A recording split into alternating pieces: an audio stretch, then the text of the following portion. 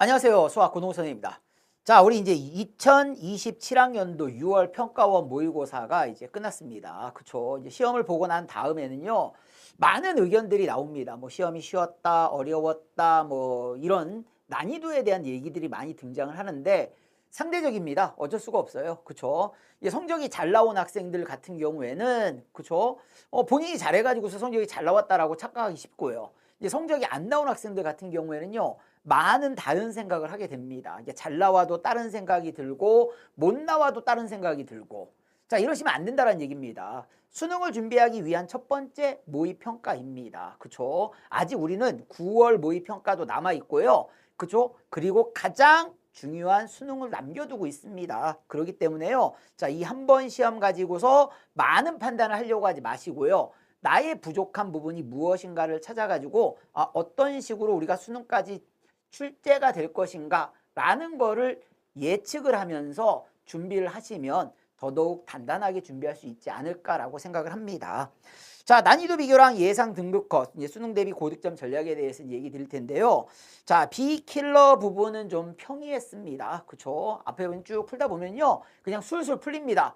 뭐 중간에 이렇게 크게 실수하지 않는다라고 하면은 기본적인 개념들, 그쵸? 고난도 문제들도 기본적인 개념만 알고 있으면은 우리가 충분히 추론해서 풀 수 있을 만한 문항들을 출제하겠다라고 했는데 그렇게 출제를 했습니다. 자, 그다음에 이제 공통 21번, 22번 확실히 이제 이 부분은요. 14번, 15번, 이제 15번 문항도 문제가 될 수 있긴 하겠지만은 이제 객관식이다 보니까는 정답률이 이제 그만큼 높아지긴 합니다. 자, 근데 21번, 22번 같은 경우에 이제 주관식이다 보니까는요. 자, 이 부분에 대한 어떤 함정이 될 수 있을 만한 포인트가 있다라는 얘기예요. 자, 요 부분이 이제 변별력이 조금 생길 수 있지 않겠느냐. 자, 그다음에 이제 선택 과목은요. 공통적으로 한 28번에 30번 사이가 좀 어려웠습니다. 그래서 이 부분이 조금 승부처가 되지 않을까라는 생각이 됩니다. 자, 총평을 하자면요. 쉬운 구간은 명확했습니다. 앞부분은 쉬웠어요. 앞부분은 쉬웠기 때문에요. 자, 이 부분은 명확했고요. 고득점 구간에서 충분히 변별력이 생기지 않았을까라는 생각이 됩니다. 전체적인 체감은 자, B킬러는 주로 평이했고 상위권 변별력은 충분하지 않았을까. 그렇죠. 뭐 쉬웠다라고 얘기는 하지만은요. 충분히 우리가 어떤 성적을 가리는 데는 뭐 아무런 문제가 없었습니다. 뭐 1등급, 2등급, 3등급을 가리는 데는 아무 문제가 없었기 때문에요. 그쵸? 변별력이 있는 시험이었다라고 생각이 됩니다. 초중반 얼마만큼 내가 안정적으로 문제를 풀었느냐. 그쵸? 이 부분이 이제 관건이 되는 것이고요. 21번, 22번이 핵심 승부처입니다. 근데 여기서 이제 잠깐 선생님이 얘기를 하자면요. 예를 들어서 이제 22번입니다. 22번. 선생님도 이제 22번 문항을 쭉 봤을 때에 우리가 이제 수열 파트에 수학적, 귀납적 정의에 관한 문제가 나왔습니다. 딱 보는 순간 문제가 그렇게 어렵지 않네? 풀만 하겠네? 라고 생각하면서 딱 덤벼드는데 자, 이제 학생의 입장으로 이제 입장을 바꿔볼게요. 학생의 입장으로 이제 입장을 바꿔서 문제를 쭉 읽는다라고 했을 때에 어디 부분이 문제가 되느냐? 예를 들어서, 그쵸? K값의 뭐 합을 구해라. 이랬으면은 그냥 끝까지 가볼 만도 할 텐데 K의 개수를 구하는 문제입니다. K의 개수. 선생님 이제 속으로 그 생각을 했어요. K의 개수? 한 자릿수를 물어보진 않았을 텐데 그러면은 결국에 이 K의 개수가 두 자릿수로 넘어간다는 얘기는 아이들이 이 문제를 풀 때에 뭔가 규칙을 빨리 캐치하지 않는 이상 케이스를 빠르게 분류하지 않는 이상은 결국에는 그 많은 것들을 써가면서 푸는 아이들이 있을 텐데 과연 실수 없이 그 개수가 나올 때까지 얘네들을 밀어붙일 수 있는 힘이 됐을까라고 판단해 봤을 때는요. 그쵸? 버리고 가는 게 맞습니다. 그쵸? 이거 1, 2등급 나온 학생들은 뭐 풀고 가는 게 당연하겠지만은 3등급 이하의 학생들이 2등급으로 진입하는 데 있어서는 방해가 되는 문제가 되지 않았을까?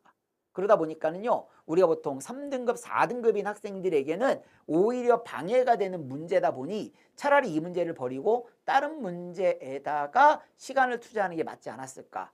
그렇죠? 근데 문제를 보고서 이제 그런 판단을 아이들이 과연 할 수 있을까가 문제가 된다는 얘기입니다.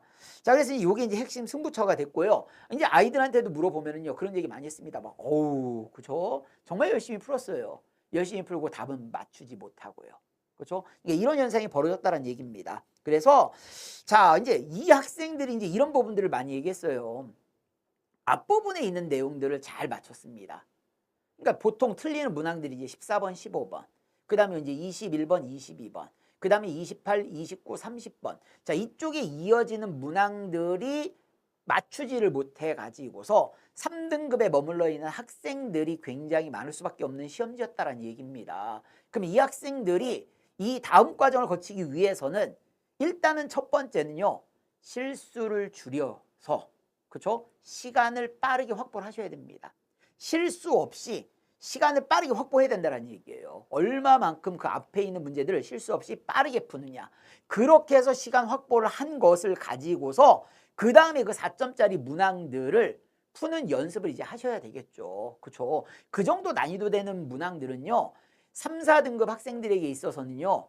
하루아침에 해결되는 문제들은 아닙니다. 그렇죠? 충분히 개념을 내가 잘 알고 있는 것은 당연하고요. 4점짜리 문제에 대한 심도 있는 훈련이 되어야 된다는 얘기입니다. 그래서 이제 그중에서 내가 과연 풀 수 있는 문제들이 무엇이 있는지 그 문제를 과연 내가 시간을 잘 확보하고요. 어느 거를 먼저 푸는 게 맞는지 이런 부분들을 우리가 잘 생각하셔야 된다는 얘기입니다.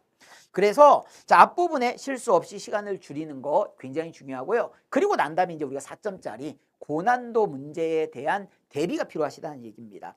선택 과목은 거의 공통적으로 28번부터 30번까지가 좀 쉬웠는데요. 아니, 어려웠습니다. 어려웠는데 확통만 좀 다릅니다. 확통 같은 경우에는 그쵸 29번 문제가 그래 나름 28번과 30번에 비해서는 좀 굉장히 쉬웠습니다. 굉장히 쉬웠고요.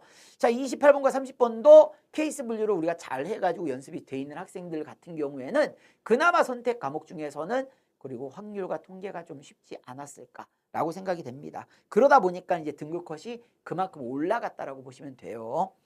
자, 그래서 우리가 이제 상위권 변별 공식은 자, 공통 21번, 22번이 이번에는 가장 큰 문제가 됐고요. 선택 과목은 조금 다르긴 합니다만 뭐 미적분이나 기하에서는 28번부터 30번까지 자, 확률과 통계에서는 28번과 30번.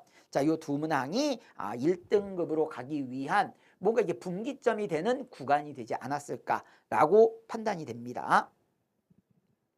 자, 일단 난이도 분석이를 한번 쭉 보도록 할게요. 일단 전체 난이도는요. 작년 수능보다 다소 좀 쉽거나 비슷하지 않았느냐라는 생각이 됩니다. 요거는요. 이제 과목별로 보시면 될 텐데 우리가 이제 예를 들어서 미적분 같은 경우에는요. 표점이라든가 등급컷 나눠져 있는 구간이 작년 수능과 거의 비슷하게 나눠져 있습니다. 뭐 확률과 통계도 비슷비슷하고요. 그러다 보니까는 작년 수능보다 다소 쉽거나 거의 비슷한 정도의 수준을 보이고 있다라는 거. 자, 대신 이제 1등급 컷은 뭐 상승이 예상된다라고 하는데요. 요거는 이제 나와봐야지 알 수 있습니다. 나와봐야지 알 수 있고요. 거의 제가 봤을 때는 작년과 거의 비슷한 수준이 되지 않을까. 확통도 그렇고요. 미적도 마찬가지입니다. 그래서 요거는 지금 아직까지는 정확하게 나오지 않았기 때문에요. 요건 좀 보셔야 될 것 같고요.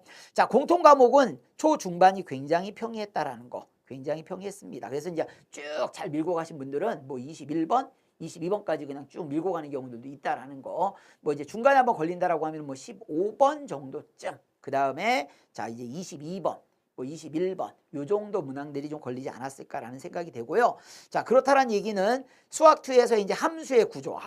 그렇죠. 이제 15번 문제 같은 경우도 마찬가지고요. 21번 문제도 마찬가지긴 한데요. 그런 구조에 대한 내용들, 기본적인 개념들, 우리가 이제 그래프라든가 이런 내용들이 나와 있을 때에 왜 이렇게 가야지만 되는가? 이 조건들을 해석할 때에 기본적인 우리가 배웠던 개념들, 왜 이런 식의 조건들이 나왔는지 처음 나오는 조건은 아닙니다. 처음 나오는 조건은 아니고요. 이전에도 이런 조건들이 굉장히 많이 좀 등장을 했었습니다. 그렇기 때문에 그 조건을 가지고서 내가 왜 이렇게 되어야지만 된다라는 부분이 빠르게 보인다라고 하면은 문제가 굉장히 좀 쉽게 풀릴 것이고요. 그렇지 않은다라고 하면 굉장히 또 오래 걸릴 수밖에 없는 문항들입니다. 수학 1의 이제 수열 조건 해석은 사실상 요건 좀 호불호가 갈릴 수 있는 거라고 판단이 됩니다. 문제를 풀이하는 거에 따라서는 그렇죠. 이게 어느 정도의 규칙성과 어느 정도의 케이스 분류를 적당히 섞어가지고 내가 어떻게 가야지만 문제를 풀 수 있는가. 자, 그 부분에 대한 해석이 필요하다라고 생각이 되는 거고요. 선택 과목 같은 경우에는요, 모두 28번. 그러니까 최근에 출제 경향은 28번이 좀 많이 어려운 편입니다. 28번이 좀 어려운 편이고요. 자, 그 다음에 이제 30번, 그 다음 뭐 29번, 뭐 이런 형태로 이제 가는 경우들이 많았다라는 얘기예요. 근데 요번에 봤을 때에도 비슷비슷한 뭐 결로 우리가 출제가 되지 않느냐. 이유는 이렇습니다. 주관식보다, 쉽게 얘기해서 주관식보다 우리가 객관식을 조금 더 어렵게 내야지만 정답률을 확보를 할 수 있다는 얘기예요. 정답률을 확보할 수 있다 보니까는 평가원의 입장에서는 어쩔 수 없이, 그렇죠? 22번보다는 15번 쪽에, 그 다음에 30번보다는 28번 쪽에 조금 더 힘을 실으려고 노력을 합니다. 그래야지만 여기에서 그래도 어느 정도의, 그렇죠, 기본적인 정답률을 확보할 수 있기 때문에 그래요. 그렇다고 해서 뭐 이제 22번이나 30번은 쉽게 낸다는 소리 아닙니다. 그래서 이제 그런 식으로 출제를 해가지고서 어느 정도의 정답률도 확보하면서 등급 컷을 좀 올려놓을 수 있는 역할을 할 수 있다는 얘기예요. 자, 고득점 변수가 될 수 있는 것은 확실히 이렇습니다. 우리가요, 일단 시간 관리가 중요한 거예요. 시간 관리. 그래서 앞부분에 어느 정도의 시간을 내가 확보하느냐, 한 40분 안에 풀 수 있느냐, 50분 안에 풀 수 있느냐, 그리고 남은 문제 중에서 선별하는 능력이 굉장히 많이 필요합니다. 이제는 무조건 30번이 어렵다, 22번이 어렵다 라고 생각하지 마시고요. 얘 말고 15번이 어려울 수도 있고 28번이 어려울 수도 있으니까요, 내가 풀 수 있는 문항들을 빠르게 골라서 걔를 풀이할 수 있게끔 시간을 투자하는 게 중요하다는 얘기입니다. 자, 비교를 해보면 이렇습니다. 작년 본수능의 1등급 컷은, 그쵸, 뭐 이렇습니다. 뭐 이제 이게 참고만 하세요. 참고만 하시고요. 확통에서는 이제 87, 미적에서는 85, 기하에서는 85, 뭐 이렇게 나와 있었고요. 그 다음에 이제 뭐 이제 지금 이게 지금 나와 있는 거 원점수 기준인데요. 원점수 기준인데 뭐 요 부분의 내용들은 사실은, 그쵸, 작년 6월 모평 기준으로 봤을 땐 92, 84, 86 거의 뭐 비슷비슷합니다. 지금과 그렇게 크게 차이 나지 않는데 올해가 조금 더 올라가지 않을까라고 예상은 되고 있습니다. 자, 우리 이제 그 수능의 구조가 이렇습니다. 공통 과목은 74점 만점이에요. 74점 만점이고요. 2점짜리가 2문항이 있고요. 3점짜리가 10문항이 있고 4점짜리가 10문항이 있습니다. 총 22문항이고 74점이 만점이 되는 거예요. 쭉 문항 구조를 보시면요, 그쵸? 1번부터 20번까지는 이왕이면은 실수가 전혀 없게끔, 그래서 여기서 고정점을 확보하는 게 굉장히 중요합니다. 중요해요. 이제 중요한 거는 이렇습니다. 거기에서 우리가 11번에서 15번에 배치되어 있는 이 4점짜리 문제들에서 문제 조건을 어떻게 분석해 가지고서 완벽하게 여기서 맞고 가느냐, 이게 중요하다는 얘기입니다. 그럼에도 불구하고 15번이 굉장히 어렵게 출제될 수도 있을 가능성이 있기 때문에 그런 부분은 염두에 두고 문제를 푸셔야 된다는 얘기입니다. 그러면 빠르게 이제 다음으로 넘어가셔야 되겠죠. 자, 그리고 마찬가지로 만약에 넘어갔다라고 하면 21번, 22번에서 제한 시간 내에 어느 정도를 내가 이제, 그렇죠, 풀 수 있느냐, 뭐 20번까지 가느냐, 21번까지 가느냐, 22번까지 가느냐에 따라 가지고서 받을 수 있는 등급이 사실 정해져 있습니다. 그렇기 때문에 자, 이렇게 공통 74점에서 어떤 식으로 운영할 건지에 대한 내용들, 자, 이 부분에 대한 연습을 꼭 하셔야 된다는 얘기예요. 자, 공통 영역의 분석은 이제 뭐 다음과 같습니다. 문제도 한번 다시 쭉 한번 풀어볼 수 있도록 하시고요. 자, 이번에 이제 상위권의 변별력이 될 수 있는 21번과 22번이 있는데, 자, 21번 같은 경우에 함수의 연속성을 판단하는 거, 자, 시계 이제 그래프에 관계된 내용들이 있었고요. 22번은 이제 귀납적 정의, 그렇죠? 자, 요 부분에 대한 내용들입니다. 고득점은요, 많이 푸는 학생들보다는 조건을 먼저 분류하고 풀이 순서를 설계한 학생들에게 좀 유리할 수밖에 없는 이런 문항이었다는 얘기입니다. 그래서 이런 부분의 설계와 실행을 내가 잘했던 학생들 같은 경우에는 생각했던 대로 점수가 나와서 등급을 쟁취할 수가 있었던 거고요. 이 부분에 대한 문제 선별에 대한 부분을 실패하거나 앞부분에 대한 내용들, 시간 배분을 실패하거나, 그쵸? 그 다음에 실수가 있던 학생들 같은 경우에는 내가 원하는 등급을 받는데 실패할 수밖에 없었다는 얘기입니다. 그래서 선생님이 얘기하는 거 딱 3가지. 첫 번째, 일단 시간 배분이 있고요. 자, 그 다음에는 실수가 없어야 되고요. 그 다음엔 자, 고득점의 관계에 대한 어떤 문항 선별 능력이 있어야지만 된다는 얘기입니다. 자, 28번부터 이제 30번. 우리 선택 과목은요, 28번에 30번이 등급을 갈 수밖에 없습니다. 이 말은 일단 23번부터 27번까지는 무조건 맞추려고 노력을 하셔야 된다는 얘기예요. 특히 자 3월과 5월에서는 그쵸 미적분 같은 경우에는 좀 많이 어려웠습니다. 그러니까 무슨 소리냐면 27번이나 26번도 어려웠었어요. 처음 학습하는 학생들에게는요. 그럼에도 불구하고 이번에는 27번까지는 그대로 밀어붙일 수 있을 만한 문항이지 않았을까. 확률과 통계는 계속 조금 쉽게 나오고 있는 추세입니다. 그렇죠? 그럼에도 불구하고 이번에 28번과 30번이 그나마 변별력을 가져올 수 있는 문제였었다. 그렇죠? 살짝 이 부분이 이제 고민이긴 합니다. 선생님 같은 경우에도요. 왜냐면은 올해가 선택으로 볼 수 있는 마지막 수능입니다. 마지막 수능이고 지금처럼 미적분과 확률과 통계에서 이렇게까지 표준 점수라든가 그렇죠? 등급 컷의 원점수의 등급 컷 차이가 나게끔 만들지 않을 거라고 봅니다. 그러니까 평가원에서는 이걸 반드시 줄이려고 냈을 거란 얘기예요. 그러니까 예를 들어서 한 3등급, 2등급에서 3등급 정도 되는 학생들이 한 문제 정도 차이에서 줄일 수 있을 거라고 저는 생각이 됩니다. 그래서 지금은 이제 두 문제까지 차이가 안 나지만은 1.5문제에서 거의 두 문제까지 차이가 나고 있으니까 3등급 같은 경우에는 이걸 한 문제가 될 수 있게끔 줄이려고 평가원은 노력할 거라고 봅니다. 그렇다라고 하면은 미적분을 조금 더 쉽게 내든가 확률과 통계를 조금 더 어렵게 내든가 근데 확률과 통계를 어렵게 내는 거는 한계가 있지 않을까라는 생각을 하고 있어요. 왜냐? 내년에는 확률과 통계가 공통 과목이기 때문에요. 그렇다는 얘기는 미적분을 조금 더 쉽게 내고 공통에다가 힘을 싣는 시험을 출제하려고 애쓰지 않을까. 그렇다라고 하면 이번 선택 과목 나온 것처럼 27번까지는 그냥 무난하게 풀 수 있는 문제를 출제하고 28, 29, 30번에서 어렵게 출제하는데 29번을 조금 더 쉽게 출제하려고 애쓰지 않을까라고 생각이 됩니다. 그래서 이 부분은 그 정도 생각을 해보시면서 학습을 하시면 될 것 같고요. 그래서 28, 29, 30이 어렵기는 할 거다라는 거 알아둘 수 있도록 해주시고요. 자, 예상 1등급 컷은요. 요건 그냥 지금 뭐 예상입니다. 예상이고요. 확률과 통계는 이제 92점에서 1등급 컷이 나올 거라고 예상이 되고요. 미적분은 87에서 88, 기하는 88에서 89. 자, 2등급 컷은 뭐 83, 미적분은 77에서 뭐 78, 그쵸? 76? 요 사이에서 왔다 갔다 할 거라고 보고요. 기하가 있고요. 자, 확률과 통계는 이제 76에서 이제 내외에서 1, 2점 정도 차이가 날 거라고 보고요. 미적분도 71점에서 한 1, 2점 정도 차이가 날 것으로 보입니다. 이제 시험 본 지 얼마 안 됐기 때문에요. 그쵸? 대부분은 선생님이 봤을 때는 EBS, I에 올라온 등급 컷이 대부분 가장 좀 잘 맞는 편입니다. 근데 요즘에는 뭐 다른 이 기관에서 나오는 것들도 그렇게 크게 차이 나지 않습니다. 크게 차이 안 나고요.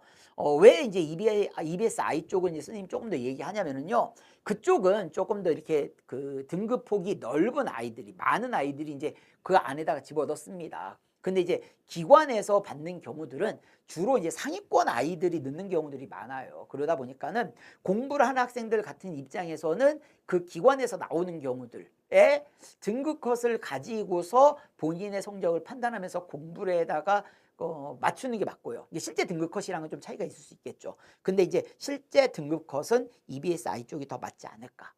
대부분 이제 그렇게 얘기합니다. 선생님은요. 그래서 이제 아직은 이건 정확하지 않으니까요. 참고만 할 수 있도록 하시고요. 자, 그리고 이제 중요한 거 이렇습니다. 이 등급 컷에 일희일비하지 마십시오. 그렇죠? 일단 중요한 게 본인의 원점수, 표준 점수가 어느 정도 나오느냐, 내가 무엇을 틀리고 무엇을 맞았느냐, 문항에 따른 분석이 중요하다는 얘기입니다. 문항에 따른 분석이 중요하다는 거 꼭 기억할 수 있도록 하십시오. 그래서 컷이 높아질수록 쉬운 4점과 중상 난이도 문제는 실수 1개, 그렇죠? 이 1개 차이에 의해 가지고서 등급이 바뀔 수가 있습니다. 그렇기 때문에요. 자, 우리가 중요한 거는 내가 아직은 1등급이 아닌 학생들 같은 경우에는 막 킬러를 볼 필요가 없다는 얘기예요. 그렇죠? 일단은 내가 왜 실수했는지 그 부분에 대한 학습을 반드시 하려고 노력을 하셔야 된다는 얘기입니다. 그래서 내가 극복 가능한 문항들을 공부를 먼저 해주셔야 된다는 거. 자, 그러면 수능까지 시기별 고득점 학습 전략은 어떻게 되느냐? 자, 육모 직후부터 6월 말까지는 일단 오답 먼저 하십시오. 자, 오답을 하시면서 내가 왜 잘못됐는지, 계산을 실수했는지, 조건 해석을 못했는지, 개념이 부족했는지, 시간이 부족했는지, 그렇죠? 이 부분에 대한 훈련을 하셔야 된다는 얘기입니다. 시간이 부족했다는 얘기는 시간이 그만큼 더 빠르게 나올 수 있게끔 많은 부분을 채워야 됩니다. 이게 제일 힘들어요. 제일 힘듭니다. 그렇죠? 다 부족한 거예요. 시간 부족한 거면 다 부족한 겁니다. 그렇죠? 그러니까 개념이 뭔가 덜 돼 있고요. 조건 해석도 덜 돼 있고 계산 실수도 있고 이러니까 그렇다는 얘기입니다. 그렇기 때문에 빠르게 풀려고 자꾸 노력하셔야 된다는 얘기입니다. 앞부분부터 시작했을 때는요. 그렇죠? 실수했으면 반성문 쓰셔야 돼요. 말도 안 되는 실수했으면요. 한 100번 다시 쓰십시오. 100번. 수능 때 실수했는데 웃고 지나갈 겁니까? 말도 안 되는 얘기죠. 그렇죠? 실수해가지고서 등급이 바뀐다. 그래서 내가 등급을 못 맞췄다. 그럼 재수해야 되는 거 아닙니까? 그렇죠? 그렇기 때문에 이거는 반드시 고쳐보셔야 됩니다. 자, 그리고 난 다음에 이제 7월 이후부터 이제 9월까지 우리 이제 6평 전까지는 이제 실적 감각을 좀 완성하셔야 됩니다. 실적 감각을 완성하셔야 돼요. 이제 수능 완성도 나오고요. 이 수능 완성뿐만이 아니라 뭐 파이널도 교재 너무 많이 나오고 있어요. 실전 모의고사를 가지고서 100분을 한번 운영을 해보십시오. 그러면서 문항을 선별하시라는 얘기예요. 내가 뭐가 부족한지. 오답 원인은 분류하셔야 된다는 얘기입니다. 시간 운영, 그 다음에 계산 실수에 대한 내용들, 내가 조건 해석을 잘하고 있는지, 개념이 미흡한 건 아닌지, 그 다음에 내가 문항 선별 능력은 되는지 안 되는지. 그렇죠? 자꾸 킬러로 눈이 가시면 안 된다는 얘기예요. 킬러로 눈 갈 사람들이 1, 2등급의 학생들이에요. 3등급 이하짜리 학생들은 킬러 보지 마십시오. 볼 능력도 안 돼요. 올해 수능 때까지 못 볼 수도 있습니다. 그렇죠? 걔를 보는 게 아니라 내가 2등급이 될 수 있는 그 직전의 문항들, 그 중에서 문항을 선별해서 그 문항 선별한 것들을 어떻게 풀 건지, 어떻게 맞출 건지, 여기에 대한 연습을 하셔야 된다는 얘기입니다. 여기에 대한. 그래서 후반 4점 대응 훈련을 반드시 하셔야 된다는 얘기입니다. 선별을 잘 하셔야죠. 그러기 위해서는요. 자, 그 다음에 9월 평가원 이후에는요. 약점을 압축하는 겁니다. 약점을 압축하는 거예요. 수학 1에서 나는 좀 수열 파트의 귀납적 정의가 부족하구나. 그렇죠? 아니면 삼각함수의 그래프가 안 되는구나. 삼각함수의 도형 활용 문제가 안 되는구나. 이런 테마가 있을 거란 얘기입니다. 그 테마에 대해서 집중적인 훈련이 이루어져야 된다는 얘기예요. 정적분의 어떤 파트들. 그렇죠? 아니면은 뭐 이런 거 여러 가지들 우리가 부족한 파트들이 있을 거 아닙니까? 아, 내가 속도가 안 되는구나. 이동거리가 안 되네. 움직임 거리가 안 되네. 뭐 이런 파트가 있을 거란 얘기입니다. 역함수의 미분이 안 되네. 이런 구체적인 나의 단점들이 보일 거란 얘기예요. 집중적으로 그 부분을 가지고서 4점의 그 이상까지 갈 수 있게끔 자꾸 노력을 하셔야 된다는 얘기입니다. 그리고 난 다음에 10월부터 수능 직전까지는 이제는요. 그렇죠. 아니, 모든 거를 토탈해 가지고서 관리하셔야 된다는 얘기예요. 그렇죠? 이때부터는 막 세 문제 확장보다는 반복하시는 거예요. 오답 하시고 시간 관리하시고 중산 난도는 계속 안정화시키는 게요. 그렇죠? 계속 모의고사를 푸는 게 아니라 모의고사를 풀긴 푸셔야죠. 풀긴 푸는데 무조건 새로운 문제만 보려고 하지 마시고요. 본 내용에서 반복하시고 오답하시고 시간 관리하시고 그 다음에 안정화하는 작업을 하셔야 된다는 얘기입니다. 그렇게 해서 자신감을 쌓아서 내가 가셔야 된다는 얘기예요. 자, 실전 모의고사의 활용 원칙은 점수 확인용이 아닙니다. 그렇죠? 점수 확인용이 아니라 내가 어디서 시간이 무너졌는지, 어떤 조건을 놓쳤는지, 시간 배분을 뭘 잘못했는지 이런 것들을 진단하는 도구로 사용을 하셔야 된다는 얘기예요. 진단하는 도구로요. 몇 점 맞았네? 몇 점 맞았네? 이걸로 만족을 하시면 안 된다는 얘기예요. 그렇죠? 난이도가 쉬울 수도 있고 어려울 수도 있는 거 아닙니까? 이런 식으로 여러분들이 그렇죠? 수능 때까지 운영을 하신다라고 하면은 반드시 좋은 성적 얻을 수 있습니다. 6월 모평은 진단을 하는 첫 번째 시험입니다. 9월이 남아있고요. 그 다음에 우리가 그 중간중간에 열심히 공부할 거란 얘기입니다. 계획에 맞춰서 내 등급에 맞춰서 한 단계 한 단계씩 올라갈 수 있는 그런 학습을 하셔야 된다는 거 잊지 말아 주십시오. 아셨죠?